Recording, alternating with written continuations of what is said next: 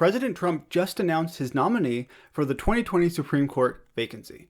But this begs the question, who exactly is Amy Coney Barrett? You might recognize her name from the 2018 Supreme Court vacancy, but if you don't, that's okay. We're going to briefly go over who she is, what her bio is, her policies and positions on certain issues, and we're going to look at how the Democrats have attacked her because of her religion, which I thought was something we weren't supposed to do.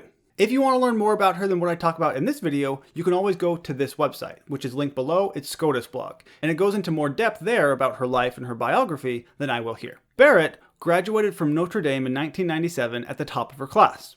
Shortly after that, she began clerking for two different judges. First, Judge Lawrence Silberman, who I'm not really familiar with, but then with a name you probably will recognize, with Justice Antonin Scalia of the Supreme Court. After clerking for a few years, she spent some time practicing law, just 2 or 3 years.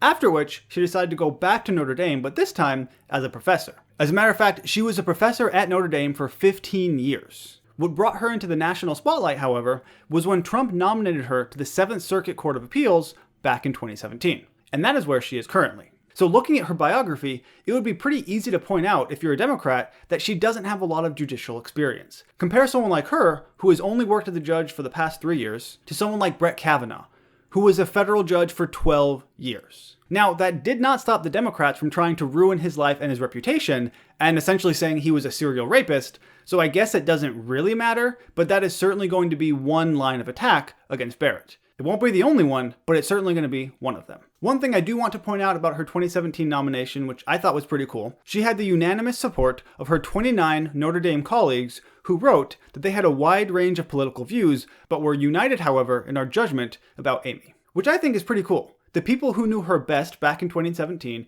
even if they disagree with her politically, they still supported her ascension to the court. And that speaks pretty highly of her character and who she is. As I mentioned earlier, Barrett was a finalist for the Supreme Court spot that eventually went to Brett Kavanaugh back in 2018. And that begs the question, why is she being nominated now, but not back in 2018? And there were probably multiple reasons. We don't really know everything. But White House aides have said that there was apparently a lack of chemistry when Barrett and Trump actually met, and that their natural temperaments seemed at odds. So it's kind of like when you apply to a job, maybe you have a really good resume, but when you go to be interviewed, you just don't get along very well. Maybe it's something like that. Regardless, she is now being nominated for the Supreme Court vacancy in 2020. Taking a step back for a second, in 2017, when she was nominated for the federal courts, there were several Democrats who voted in favor of her. One example is Tim Kaine. The reason he gave is that, quote, "I think I needed a reason to vote no. So I voted yes because she had a distinguished record, and watching her performance at the committee, I think she was entitled to her position based on her record."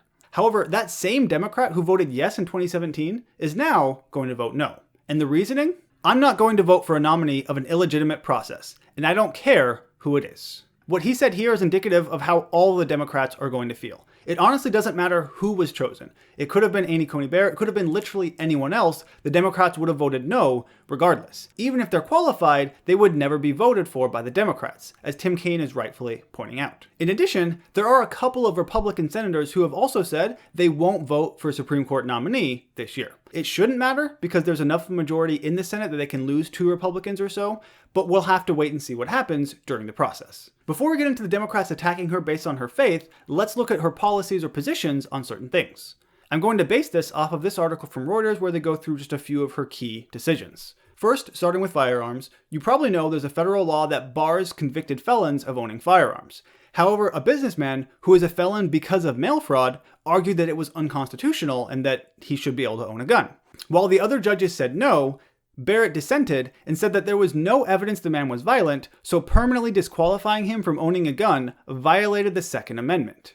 When it came to abortion, in 2019 there was a proposed law which would require that parents be notified when a girl under 18 is seeking an abortion, even if she asked the court to provide consent instead of her parents. The law was ultimately not passed, but Barrett voted to rehear that case and presumably allow it to be implemented. That didn't end up happening. While we're on this topic, I just want to point out how absurd it is that a minor, who in many cases can't even go see a rated R movie on their own in a movie theater, can somehow get an abortion without any knowledge or consent of their parents?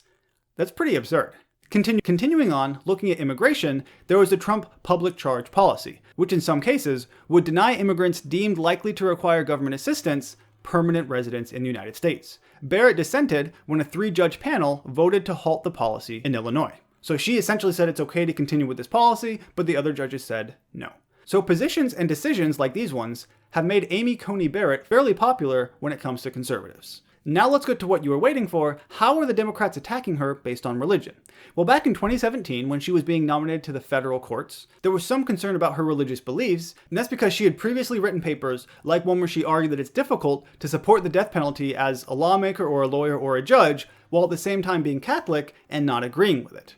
And so because of things like that, Democrats were concerned about her religion. Regardless, in 2017, according to CNN anyway, Barrett testified that her religious beliefs would not interfere with her rulings. However, Democrats, mostly Dianne Feinstein, were not convinced, which led Feinstein to claim that Barrett had, quote, a long history of believing that religious beliefs should prevail, which doesn't sound so horrible to me, but also that the conclusion one draws is that the dogma lives loudly within you. And that's of concern when you come to big issues that large numbers of people have fought for years in this country.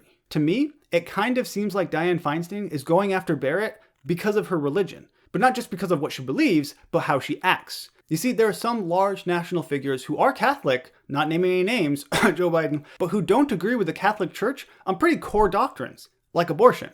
So the issue is not that she's Catholic, it's that she actually believes the Catholic doctrine. And this is not just a thing from 2017. I came across this article just the other day saying that since it's 2020, we should stop talking about Coney Barrett's, quote, devout Catholicism, which I don't know the relevance there, but okay. I would like to compare the response to Barrett's Catholicism with how the media and the Democrats treat Joe Biden's. You see, just a few weeks ago, the DNC pushed faith and religion as this very important thing. They had entire sections talking about how faith is deeply important to candidates like Joe Biden. So much so that CNN says that Joe Biden is a man of faith, and NPR points out that Joe Biden's faith shapes his politics. And this one is really telling because it uses the word shapes. Compare that to CNN where it said that Barrett's faith is interfering with her rulings.